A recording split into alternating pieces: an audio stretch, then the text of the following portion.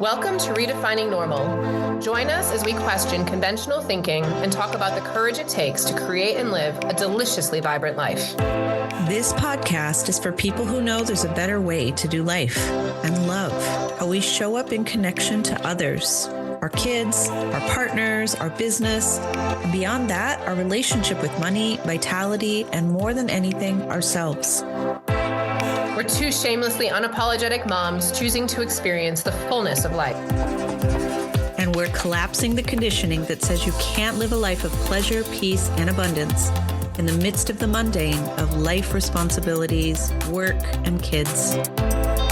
Thank you for listening in. Let's do this. On this episode of Redefining Normal, we are going to be talking about kind of social media etiquette and friendships and when they kind of just disappear, right? Like, what the heck happened when you're sitting there going with like that, what the heck happened experience? We're saying this because we were just talking how Jamie had just said to me, I just had a friend who blocked me on Facebook. It's so weird. Like, I don't know what happened. And so we just want to have a conversation about it. Like, what happens? What's the normal etiquette? What has been in the past? Like, why? Like, I think it's kind of weird that on social media, we have like less rules or like, I don't know. It's just weird. Like we have even if we start to talk about like cancel cultures and all these types of things, that it's like people feel that they can just project all of their crap all over you. Right? Yeah. And like, oh, I have a free reign because I'm sitting behind a computer screen. Yeah. Yeah. Thought about that, right? Yeah. True. It's true. And I think that this is a common thing. It is. I mean, there's so many layers to this, right? But if you're on social media, whether professionally or personally, whatever, like, I think this is a common experience where you think that you've like got a certain relationship with someone. And then, like, you all of a sudden, you recognize that they have, like, blocked you. And somehow, unbeknownst to you, there's beef that you didn't know about. Like, right? What in the world happened? Yeah. And I think for me, the thing that I always take away from this is you cannot control what other people, like, think of you or how they perceive you. And this for me is such a key in that is because like literally when you are clueless that anything has changed, but this other person feels so strongly that they cannot stand you, that they do not want to know you exist on social media. Those are block you. It's not just like I'm going to unfriend you, but I block you. Block is like, I do not want to know that you exist. You cannot find me anymore. You cannot stalk me, nothing. Yeah. Mm-hmm. And I think this speaks to intimacy and vulnerability too, like how throwaway culture we are with relationships and friendships. Like, oh, you made me uncomfortable. Out.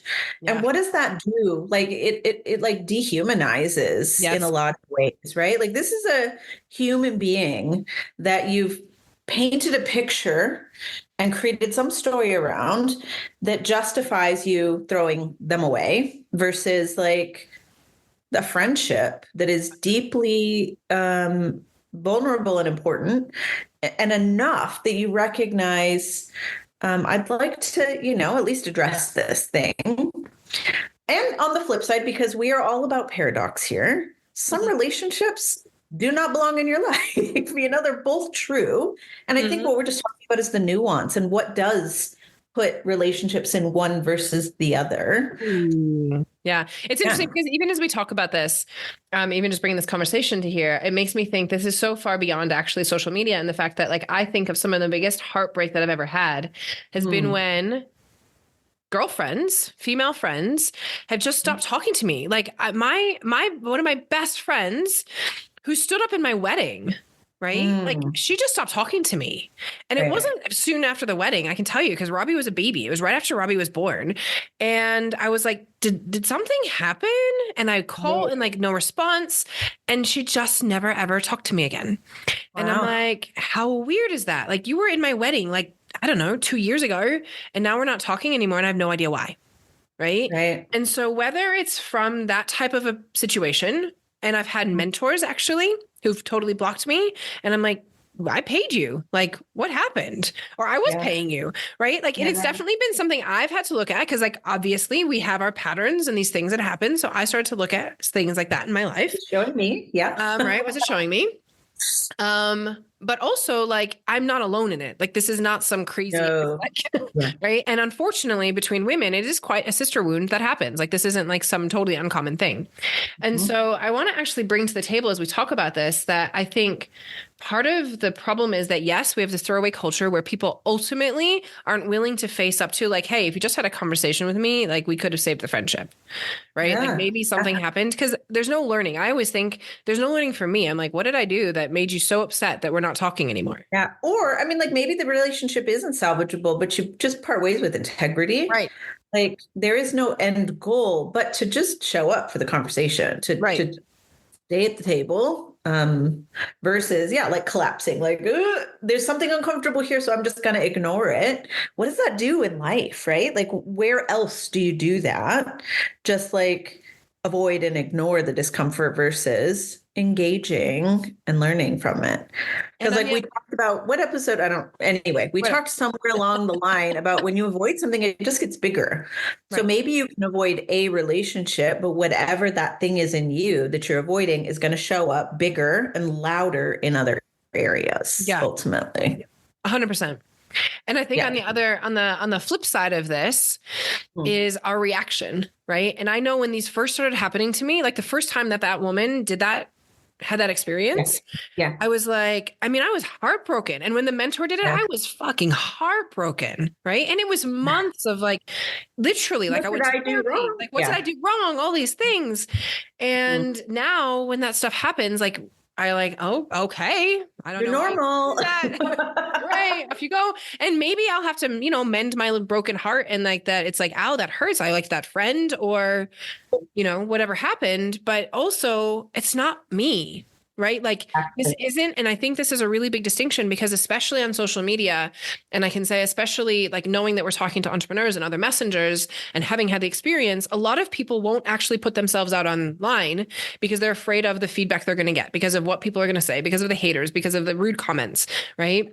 But we got to remember that whether it's a friend blocking us or whether it's some unkind human being who forgot that there's another human on the other side of it, who's come and started projecting all their crap all over you on your post, that it's not personal, right? Like it's not personal, right? These are people who have their own shit, their own stuff going on for themselves, and they did something that was in the right alignment for them, which, be honest, may not have anything to actually do with you at all. They just were like, you don't even have to know. The thing. I mean, Carrie, really, even as you're saying this, I'm like, this is even in your deepest, most personal relationships. Like I've done this with Kyle. He's done something and it triggers my own story. Right. And I'm like, you did this thing. And it's like, actually has nothing to do with you. This is like bringing up my own hurt, my own shit, my own whatever. And I think this is the new normal that we want to talk about, though, is like self-reflection on both sides. Self-reflection when you're projecting on someone and making it about them. It's very rarely about them. They are just showing you something. And then also reflecting on like, this has nothing to do with me. This other person, it's sad. It's a bummer. Like there are women that I love deeply, like that I really do care about. And even if there's tension, even if there's weirdness, even if there's like painful things, I see the humanity, the sisterhood, but okay. Also, this is coming from the woman who, I mean, I'm kind of interjecting something here that we'll talk about at some point. Early on in my marriage, Kyle was having an affair. And this is coming from the woman who went to that woman to really try to talk to her sister to sister about what was going on, to forgive her, to love on her, and to understand her, even through my heartbreak. Right. So like sisterhood, I think is important to me. And I have not always been the best sister. Like I will also own that. I have definitely acted in shadow and been shitty to other women in a lot of ways. But that's the paradox of being human. But I don't even remember where I was going with this, I guess. Just that there is a responsibility to ourselves, I think, to to reflect on what's happening when we feel the rejection of somebody else having their moment, having their trigger and blocking us. And really, I don't know, coming into integrity with ourselves on what that's showing us. I even think about, and I'll let you expand on this because I know that you really have a take on this, but like when we think about level 2 of the spiral and tribe and belonging and what actual wound that brings up, like when someone wants to cancel us or wants to like throw their projections at us or blocks and unfriends us, like the core wound that's actually bringing up. Mm. Yeah, ultimately, I think it's like so much to do with our worthiness, right? That we're not worthy of being seen, that we're not worthy of being loved. And so then we take that to heart, right? And like, I love how you even said the paradox before, Jane, because I think it's really interesting when we look at if you can actually remember that you've done this to another woman, like, there is no way. I mean, like, I'm next week, 46 years old, you're 46 years old. You know, there's no way that we have gotten to this point in our lives without hurting another woman at some point. Yeah. Intentionally or unintentionally, right? Where we've shut a door on something that was like, this does not feel good anymore, right? And so when we can actually put ourselves into those shoes, we can then remember that exact thing of what you're saying is that it's not personal, right? And it's not about my worthiness. It's not about whether I'm good enough. It's not about whether I'm a good enough friend or what I have done, right? It is about I am still showing up. Like, ultimately, we can ask ourselves, am I showing up in my highest integrity with myself? Right. Right. And if you're not, that is your own inquiry. Right. And we get to decide if we repair that or not. Right. In ourselves. Like to repair that. Yeah. Right. Like, right. And the reflection, I love how, like, even as you said it to me, Jamie, that like this is reflection, like it has been a pattern for me. One of my biggest fears is the abandonment fear. Don't abandon me. Right. Like, don't leave me. And so, of course, what did the world show me? Hey, get abandoned. See what happens. Right. Is that generational to us too? Because like in astrology, we all have Chiron and Taurus. And Taurus is about home, safety, foundations, money, like all of that. And so there is like a self-worth core wound that runs in our generation as well. I wonder if it would be different in different generations. But even beyond that, Carrie, like even deeper than that, when you look at like primally in our brain, getting abandoned, like kicked out of the tribe meant death, right? Like if you did not have protection of the group, right? Then you didn't have food, you didn't have protection from wild animals or from the elements. Like this trigger is primal and it runs deep, and it's not true anymore. Like if you get kicked out of one group, guess what? There is another group that is ecstatic for the thing you're saying. And so this like out in the wilderness alone bit is a mental experience. It is actually not physically true in the way that it used to be.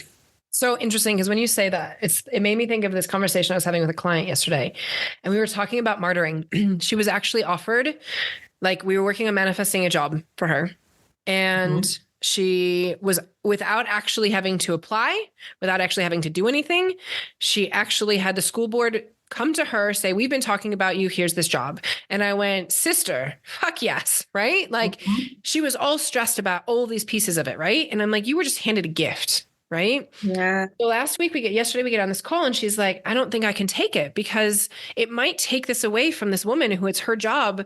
And I don't want to take that from her. And I was like, that's not for you to say. The school board has just offered you this. Yeah. Right. And you're refusing it regardless of her journey. You're making an assumption based on your thoughts about her journey and what's supposed to happen for her. And if you go and martyr yourself, you take away whatever lesson she's had to learn, because this isn't on you. This is the school board saying, you are the right person for this job. She is no longer the right person for this job. Right. And whether it's you or somebody else, someone else is going to fill it. So it might as well be you. And if you actually bypass this, you then say to God, hey, I just asked for this thing. You sent me the lifeboat exactly how I wanted it to look. And now I'm going to say no. Right. And in doing that, you take away your own gift. Thank you, God, for giving me this gift that exactly what I wanted. Really?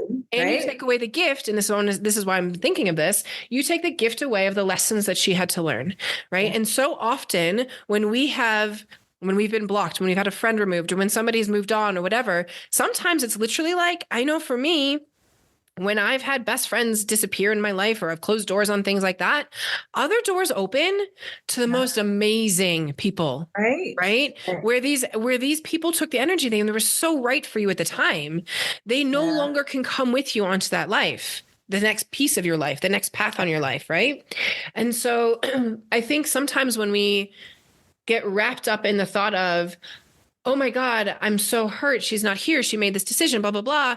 Or I don't want to move on from this friendship. We're actually taking away the whole gift that comes to the other person, or to ourselves, if it's us who gets blocked, that says, you know what? I now have this door that just opened for new experiences, for this whole thing to line up.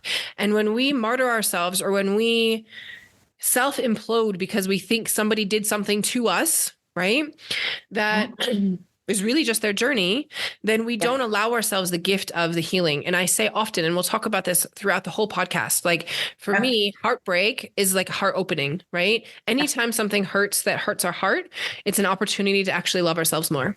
And there's more love that can come in when we can look at it from that perspective versus, oh, she did it, blah, blah, blah, blah, blah, and bitch, bitch, bitch, bitch, bitch, right?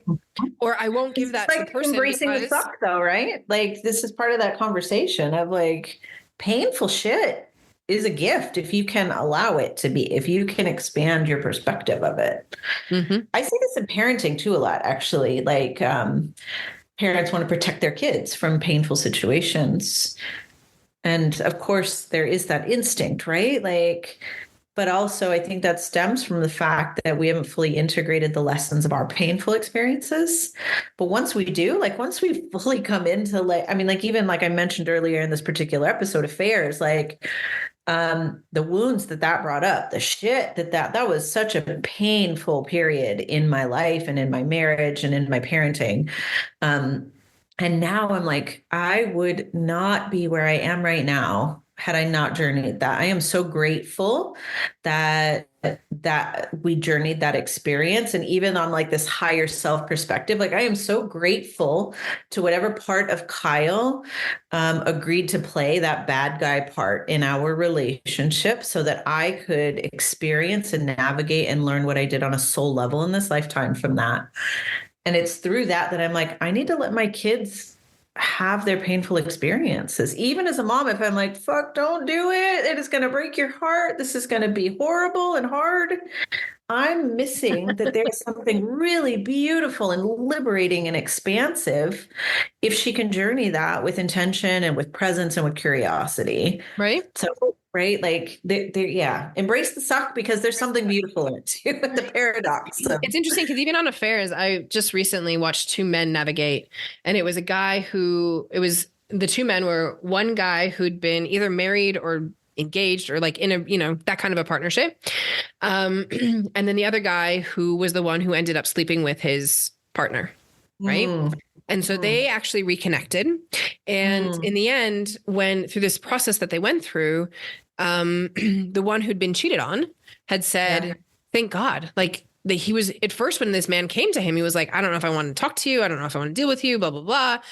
But also when he actually sat with it, he was like, thank you. Because you did that, I did not end up with that woman who would have made my life a living hell. It would not have been what I wanted. And now I'm in the most amazing aligned marriage with the most beautiful child who I have the chills, who I could not be more grateful for.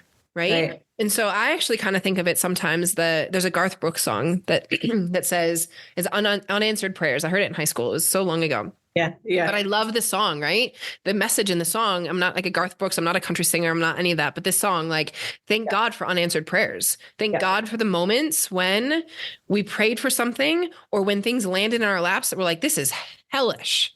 Yeah. Right. Or even talking about cheating, right? We've talked about it when Scott and Andrea got together, right? When the guy who I was dating ended up with my best friend. And it was that is a whole nother episode, guys. A whole nother episode, right? But like to be honest, 3 days later, Jamie, you know this. Like after I processed it out and got angry as fuck about it and hurt by it, it was one of the biggest catalysts in my life. Yes. Truly. And it's opened you to some friggin' amazing connections and like exactly what you need and want. Right. Yeah. Right. And here's the thing I just want to point out, because I think the narrative is like the flip side of the story you shared was he didn't end up with that woman, whatever. And I stayed with Kyle. Like my unanswered prayer ultimately was like, I actually thought, I was telling my kid this on the way to school the other day. I thought I was going to marry my high school boyfriend. Like I did not date Kyle in high school. I had a different boyfriend, and I deeply like imagined a whole future with him, and it's like my unanswered prayer led me to exactly where I am. And it's true, right? Like what you think you want, like what your human brain thinks is best for you is oftentimes not the case. Like we cannot see the immense gifts that the universe has for us, and we are often shooting so low. So like just stay open to the thing. I mean, like I never would have guessed in those moments that Kyle and I would define and create the intimacy and the safety and the honesty that we have now, right? Like to the point where no matter what happens, it's like we're here, we're in it, we love each other, we've created an agreement that gives both of us the freedom to change and move and be. And yeah, I mean, like, who would have guessed that when we were both navigating like these deep core wounds? And maybe we'll do an episode about it, because there's a lot to that story that has to do with like what led up to all of it. And funny, how did we end up on affairs from getting blocked by social media people? Because at the end of the day, right, this whole like it is blocked by, right? Like we've been set out by somebody who like we don't feel like we had control over. Yep. Right. And what is our response to it? No matter what it looks like? I mean, like the only thing we have control over ever, ever, ever, ever is our own actions. Yeah. And our own interpretation of what's happening. And why the fuck would you choose a story that is disempowering and hurtful?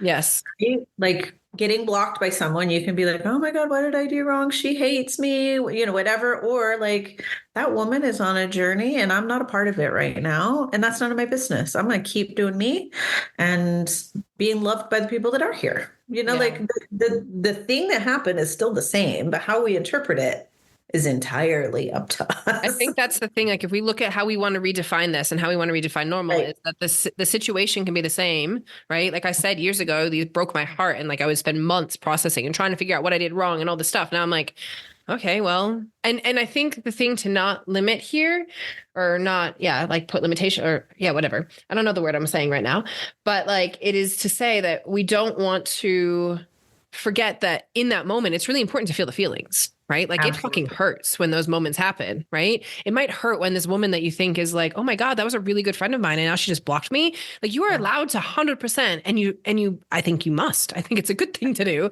to feel into that feeling, right? But the magic comes because we feel it. We go, okay, well, I cannot play the story. We talked about this, I think, on the last episode. Not play the story in our mind and let the story take over. I can feel the feelings of this hurts. Mm-hmm. I don't need to make up a whole story, because you don't actually have the truth of whatever happened on their side. You might never have the truth of whatever happened on their side. Yeah. Who knows? Send them compassion and forgiveness and love, because we're like, obviously you're doing something and something's hurting over there that you would have done this experience, right? Send them compassion and love and forgiveness and move on. Right. Because it's when we hold on to that we then end up in these sick, unhealthy, we repeat the pattern until you learn it. You will continue to get people who do this, right? Which was that journey that we've talked about. Look at, I kept doing it until with my dating, and there was abandonment shit because I was like, I had to learn my lessons, right? Until finally I was like, okay, I can be free. Till I'd felt it, right? I won't say I'm free. Exactly. I'm sure in my lifetime there will be. And I'll tell you too, that the more you feel it, like the more willing, because like you said, like when these things used to happen in the past, like it felt super intense and super painful and like easy to collapse into it. Like now I was like, oh, that's a bummer. Like I actually didn't have to navigate a whole lot of like sadness or anything, because my new normal really is just recognizing that there's something I'm unaware of that at this point is none of my business, because I wasn't included in that conversation. And it was very easy to shift from like, oh, that's weird, that's a bummer, to like whatever.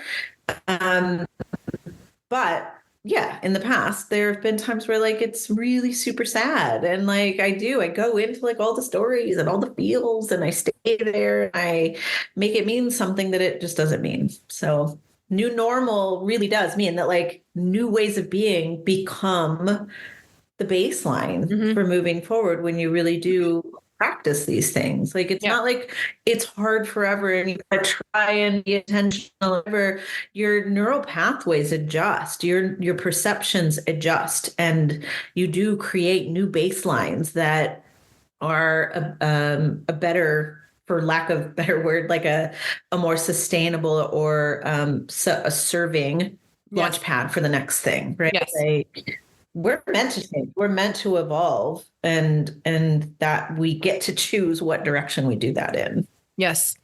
Yes. And as I look at, because I hear you say that and experience it, I think one of my driving questions lately has been, does this move me towards my goal?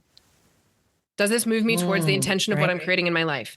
So for me, because I've had so many mental health issues and because I've spent so many months of my life in a bed, depressed over sometimes I would say not trivial things, but things that now I'd be like, they are relatively trivial things, right? Relatively, right?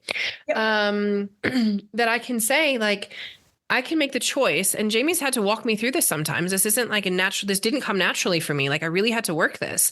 So I can make the choice that I could spend my time in bed for 3 months, being really depressed about something that happened. But does that move me closer to my goal? Well, no, it doesn't. So I can feel this, I can experience this, and I can go, okay, that happened. Now move on. Because me dwelling in it and taking the energy that it would have taken because someone blocked me, because some person left me, because whatever, it's not going to change my life by sitting there in the 3 months. Like the only thing that's going to change is that I didn't get any more closer to my goal by dwelling in it for 3 months. Right. I can go, okay, well, I won't make up a story then. That happened and I can move on. Right. Yeah. And then my process now might be sometimes minutes, like Jamie said. Sometimes I'm like, oh, that's funny. Like literally sometimes I laugh about it and then moves on. Right. Okay. Like, I wonder what happened there. Okay. Guess that was the best thing for you. Yes, I'm moving on to something else, right? There's such freedom in that, though. There is, right? Yeah. Because then we don't take ourselves off our path. Because for me, that would have taken me straight off my path.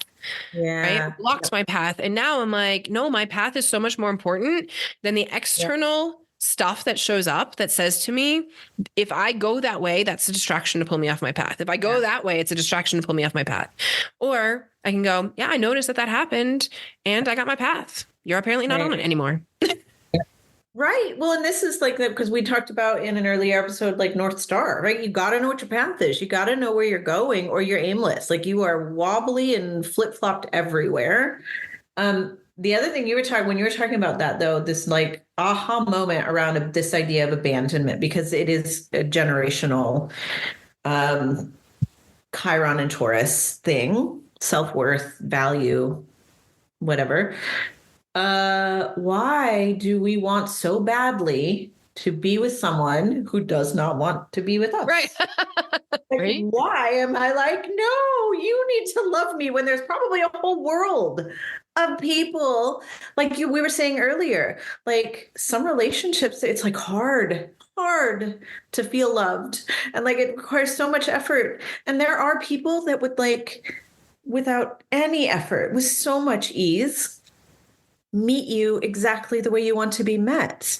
But you cannot find that person if you are chasing the one that has such a hard time meeting you where you want to be met. Like, why are we chasing the one that is saying, I don't want to do that for you? Right. And that's in marriage. What does that say about us, right? Like marriage, relationship, friendships. Internally? That's what we're chasing versus this recognition that like I am deeply lovable and valuable and I'm going to trust that person is going to show up, right? Like it's interesting. I mean, I have 2 daughters and you have 2 sons, right? Like they're in this adolescent phase where we are entering companionship and dating. And like, I mean, I have a 17, she'll be 18 in a couple days. and recognizing like the relationships formed at this age. I mean, like I knew Kyle when I was 18 and I'm married to him now, right? So like these are not meaningless relationships that happen at 18. But this dynamic of watching kids, teenagers, adolescents, which obviously goes into adulthood because we were still doing it in our dating years, of clinging to someone who has shown us they can't meet our needs. Right. What is, it's like this awareness that when we recognize our own value, we're not throwing it at someone who's like saying, no, thank you. Right. Right. It's kind of like, I think, right. I think ultimately, the new normal can be, we just say, thank you for the blessing that you gave me of leaving my life and showing me that I'm not supposed to be on this path with you anymore. Yeah. And beautiful. Thank you so much for the beauty that was in it. Right. Yeah. And thank you for showing me everything that you did in the relationship. And thank you for being here for me. And now what else is out here? Like, it's like, now what's the possibility? Who's going to show up now? Yeah. Right? What magic is going to show up now because that space has been cleared because apparently we're not supposed to be in it together. Yes. Right? Of like what could be. Yeah. And it's interesting. I feel to bring into that, like there is discernment in knowing what is worth fighting for and what is not. But only you know that. And you have to be brutally honest with yourself around that. What are you avoiding and what are you moving towards? And those things can be very hard to discern. And it really does take self-reflection and like brutal honesty. You can't avoid yourself. And you got to sometimes do the wrong thing and learn from it, right? Like it's not always perfect. I loved dating for the fact that one of the things that was like always like this guide of a manifestation tool for me of like, that didn't work. So you exited. Thank you. Because you weren't actually what was supposed to be here because you had all these other things that weren't working. Right. Excuse me. And then I'd be like, okay, well, that wasn't right. Like I always call data like dataing, right? Like it's just data. Right. And then I'd be like, okay, so now I'm going to call this in and Jamie, you would watch me do it. Like, I mean, it happened fast, right? I could call someone in the next day and be like, oh, I got this part, but he was missing this part. Oh, I got this thing. Right. And so when one door closes, it allows us to see what didn't work and open a door to something else. And it literally, like, that's what I loved about it. And I love about it is like, it just opens doors so quickly to like, how fast can I bring something new in? Yeah. Right. And it's magic. You apply this to all of life. I mean, like business, parenting, any sort of relationship, like try something, right? See what data you get back. Adjust accordingly and do again. We get stuck in this like right or wrong. I'm going to fail. Is it, like what? Stop.